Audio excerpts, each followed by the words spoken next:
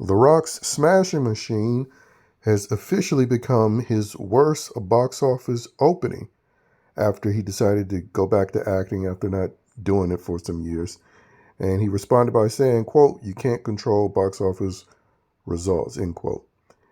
Now, outside of the Moana film, The Rock has had a string of box office flops, about 3 to 4 in a row.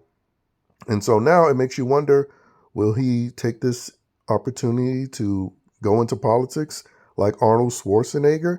When he ran in 2003, he had a string of box office flops himself in the late 90s and early 2000s outside of Terminator 3, which people didn't really, care for.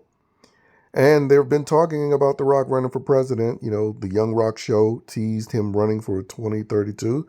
So I wouldn't be surprised if eventually he runs for office with his movie career failing. Now, a failing movie career to The Rock doesn't really mean that much. I mean, it's not like he isn't making a ridiculous amount of money sitting on the board of TKO, which now owns WWE and UFC. And it's not like he still doesn't get overpaid despite his, tanking status in Hollywood. That Red One movie, which was one of his box office flops, he got paid I think $50 million for that one.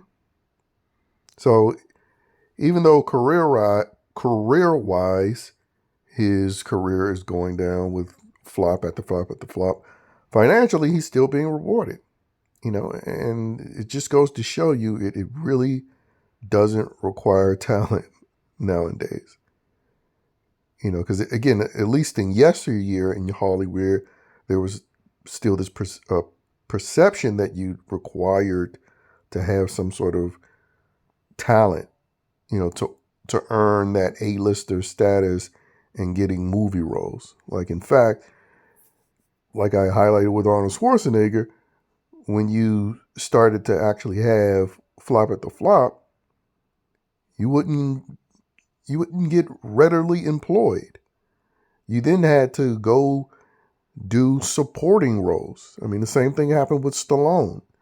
He started having flop at the flop around the same time Arnold Schwarzenegger started having flop at the flop. And then you had Stallone popping up in Spy Kids movie, to try to, gain some ground for himself once again. But nowadays, hell, you don't even have to be The Rock. You could be a no-name. But if you check the right boxes, you'll still get opportunity after opportunity. And so, again, knowing The Rock and just how much of a,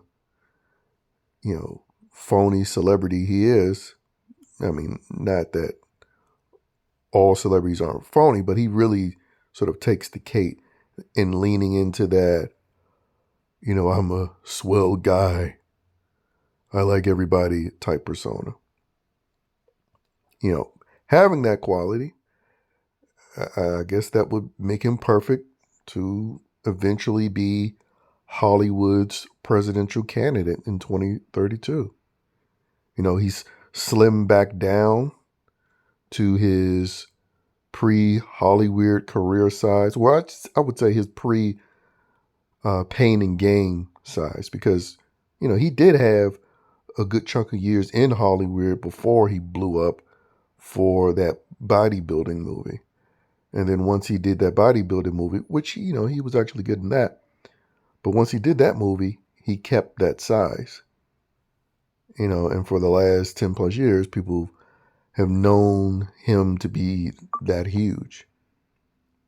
But in reality, the way he looks now is how he looked the beginning of his career in Hollywood. But yeah, that slim down is very presidential. And you figure it's 2025 now. Yeah, why not? 8 years later.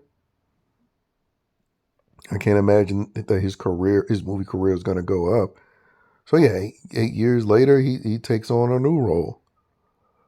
a role as president, or at least running for president. And that's just what we would need, an official Hollywood president to really push the globalist agenda and the various perversions that come with that, especially when you're talking about Hollywood. But anyway, as far as Smash Machine is concerned, I've heard people say critically positive things about it. I know aesthetically, he actually looked like the guy he's playing. But, in reality, it's another new movie that I'm not going to see.